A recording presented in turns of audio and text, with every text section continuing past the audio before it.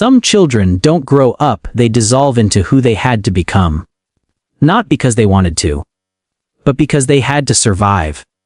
And if that was you, if your childhood felt more like endurance than innocence, then there's a quiet weight you carry that most people will never fully understand. It's the kind of weight that doesn't show up in obvious ways. It hides in how you think, how you love, how you react to silence, and how you struggle to feel safe, even when nothing is wrong. You might be the one who overthinks every small interaction, replaying conversations long after they've ended, or the one who feels guilty for resting, as if your worth is tied to how much you do for others. Maybe you're the strong one, the one everyone depends on, but no one really checks on. And the strange part is, you don't even remember when this started. Because it didn't start all at once. It was slow, subtle, quiet, like emotional erosion. Childhood, for you, may not have been defined by one big traumatic event, but by 1,000 small moments that taught you the same lesson. Your feelings don't matter as much as keeping the peace. Maybe it was growing up in a home where love felt unpredictable, where affection came with conditions, where you had to read the room before you could express yourself. You learned early that emotions weren't things to explore. They were something to manage. So you became observant, hyper-aware. You could sense tension before it was spoken. You could feel shifts in tone, body language, silence. It was like developing a sixth sense, not as a gift, but as a shield. Because when you're a child in an unstable environment, awareness becomes survival. You learn to scan for danger, even when there isn't any. And over time, that awareness doesn't turn off. It becomes who you are. That's why now, even in safe situations, your mind keeps searching for what could go wrong, not because you're broken, but because your brain was trained to protect you long before you even understood what safety felt like. And then there's the way you handle your own needs. Or rather, how you don't. If you were the child who had to grow up too fast, who had to be mature, understanding, easy to deal with, then you probably learned that your needs were inconvenient, that expressing them would only create more problems, so you adapted. You became low maintenance, independent, self-sufficient, but not in the healthy, empowered way people often admire. In the quiet, lonely way where you stopped expecting anything from anyone. Because expecting meant risking disappointment, and disappointment, back then, felt unbearable. So now, even when people offer help, support, or love, there's a part of you that hesitates. A voice that whispers, "Don't rely on this too much. It won't last." This is what psychologists sometimes call an invisible wall. Not something you can see, but something you feel in every close relationship. You want connection. You crave it, deeply. But at the same time, it terrifies you. Because closeness once came with pain. So you stay guarded, not completely closed off, but never fully open either. Just enough to keep people around, but not enough to let them truly see you. And then there's the guilt. The constant, heavy guilt. For saying no. For setting boundaries. For choosing yourself. It's as if somewhere along the way, you were taught that your role was to make life easier for everyone else. Even if it meant making your own life harder. So when you finally try to prioritize your own well-being, it feels wrong. Selfish. Unnatural. Even though logically you know it isn't. Because this isn't just about habits. It's about conditioning. Your nervous system learned early on that love is something you earn, not something you receive freely. So you overgive, overextend, overexplain. You become the kind of person who says, "It's okay," even when it isn't, who apologizes even when you've done nothing wrong, who carries emotional burdens that were never yours to begin with. And people might praise you for it. They might call you kind, generous, selfless. But they don't see the cost. They don't see the exhaustion behind your smile, or the quiet resentment that sometimes builds when you realize you're always the one giving, but rarely the one being held. And maybe the hardest part is this. You don't fully know who you are outside of this role. Because when your childhood was about survival, you didn't get the chance to explore your identity. You were too busy adapting. too busy becoming what was needed. So now, as an adult, you might feel a strange emptiness. A sense that something is missing, but you can't quite name what it is. It's like standing in front of a mirror and recognizing your reflection, but not recognizing yourself. And that can be deeply unsettling, because how do you build a life, a sense of self, when the foundation was never really yours? This is where something called ambiguous loss quietly takes root. It's the grief of something you never fully had, a safe childhood, emotional security, unconditional support. There's no clear moment to mourn it. No obvious ending, just a lingering absence. And that kind of loss is complicated. Because you might look back and think, it wasn't that bad. Or, others had it worse. And maybe that's true, but pain isn't a competition. What matters is what you felt, and what you had to become in response to it. Because every time a child has to silence themselves to keep the peace, a part of them learns that their voice is dangerous. Every time they have to take on responsibilities beyond their age, a part of them loses the freedom to just be. And every time they feel unseen, unheard, or unsupported, a quiet belief begins to form. I am on my own. That belief doesn't just disappear with time, it follows you. Into your relationships, into your decisions, into the way you see yourself. It becomes the lens through which you interpret the world. That's why even small things can feel overwhelming. A delayed reply. A change in tone, a moment of distance. To someone else, it might be nothing. But to you, it can feel like confirmation of something deeper. Like history repeating itself, like that old wound being touched again. And so you react, not just to the present moment, but to everything it reminds you of. That's the thing about childhood wounds. They don't stay in the past. They echo. In your thoughts. In your fears. In the quiet moments when you're alone with yourself. And maybe, deep down, there's a part of you that still feels like that child. Still waiting.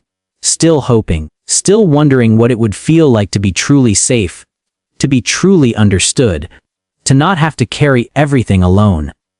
And maybe that part of you is quieter now, hidden beneath layers of strength and independence. But it's still there. Still shaping the way you move through the world. Still influencing the way you love, trust, and protect yourself.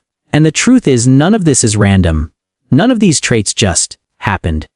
They were built, piece by piece, moment by moment, as a way to survive something you were never meant to carry alone. But what happens when the thing that once protected you starts to hold you back? What happens when the walls you built for safety become the very thing that keeps you from feeling it? And what does it even mean to let those walls down when you've spent your entire life believing they were the only thing keeping you safe from a world that once felt unpredictable, overwhelming, and unsafe? At some point, the protection becomes a prison. The hyper-awareness that once kept you safe starts to exhaust you. You find yourself reading too deeply into harmless situations, preparing for problems that never arrive, carrying a tension in your body that doesn't seem to leave. Rest doesn't feel like rest, it feels like vulnerability. The independence that once made you strong begins to isolate you. You stop asking for help, not because you don't need it, but because you don't know how to receive it. And even when it's offered, something inside you resists, as if accepting care would create a debt you're afraid you can't repay. The empathy that made you kind becomes overwhelming. You absorb other people's emotions so deeply that you lose touch with your own. You become a safe place for everyone else, but rarely feel safe within yourself. And the worst part is, from the outside, it all looks like strength. People admire how composed you are, how giving, how put together. But inside, there's a quiet fatigue. The kind that doesn't come from doing too much in a day, but from carrying too much for a lifetime. This is the hidden cost of a childhood spent surviving. You learned to adapt so well that you forgot how to just exist. But here's the part no one tells you. These traits are not flaws. They are echoes. Echoes of a younger version of you who did the best they could with what they had. That overthinking mind. It was trying to protect you from being caught off guard. That need to please others. It was trying to keep you connected in an environment where connection felt fragile. That emotional distance. It was trying to shield you from getting hurt again. None of this makes you weak. If anything, it proves how resilient you've always been. But resilience, when left unexamined, can quietly turn into self-abandonment. Because surviving is not the same as living. And there comes a moment, a quiet, almost invisible moment, where you begin to realize that the strategies that once saved you are now the very things keeping you stuck. This is where the shift begins. Not by blaming yourself, not by forcing yourself to just change, but by understanding. By gently questioning the beliefs you've carried for so long. What if your needs were never the problem? What if expressing yourself isn't dangerous anymore? What if rest is not something you have to earn, but something you deserve? These questions might feel uncomfortable at first, because they challenge everything your nervous system has been trained to believe. But healing doesn't start with certainty. It starts with curiosity, with small, almost unnoticeable changes, like pausing before you say, "It's okay," and asking yourself if it really is, like allowing someone to help you, even if it feels unfamiliar, like setting a boundary and sitting with the guilt, instead of immediately undoing it. These moments might feel insignificant, but they are powerful. Because each time you choose yourself, even in the smallest way, you are teaching your mind and body something new. I am safe to exist as I am. And slowly that invisible wall begins to soften. Not all at once, not in some dramatic breakthrough, but gradually, quietly, like ice melting under the warmth of something it's never known before. You begin to notice that not everyone is like the people you had to protect yourself from.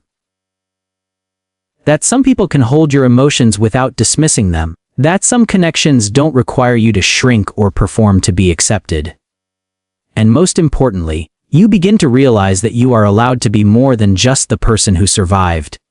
You are allowed to have needs, to take up space, to be seen, not just for what you give, but for who you are. And maybe, for the first time, you start to feel something unfamiliar. Not overwhelming happiness, not perfect peace, but a quiet sense of relief. Like putting down a weight you didn't realize you were carrying. Like breathing a little deeper than you did before. And there will still be moments where the old patterns return. Moments where you overthink, overgive, or retreat. That doesn't mean you've failed. It means you're human. Healing is not about becoming someone new. It's about returning to the parts of you that were never given the chance to exist. The curious child, the expressive self, the version of you that didn't have to earn love, because they simply were love. That version of you is still there. Not lost. Just waiting for you to create the kind of safety you once searched for in others. And the beautiful thing is, you don't have to do it all at once. You don't have to have everything figured out. You just have to begin, one small step. One honest moment. One gentle choice at a time. Because the life you were meant to live was never about constant survival. It was about feeling, connecting, being. And even if it takes time, even if it feels unfamiliar, even if part of you is still afraid, you are allowed to grow beyond what hurt you. You are allowed to become someone who doesn't just endure life, but experiences it fully, softly, freely. And if this story felt a little too familiar, if it echoed something you've never quite been able to put into words, then maybe this is your reminder. You were never too much. You were just carrying too much alone. And you don't have to carry it the same way anymore. If this resonated with you, you are not alone. And there are more stories like this waiting to help you understand yourself a little more gently.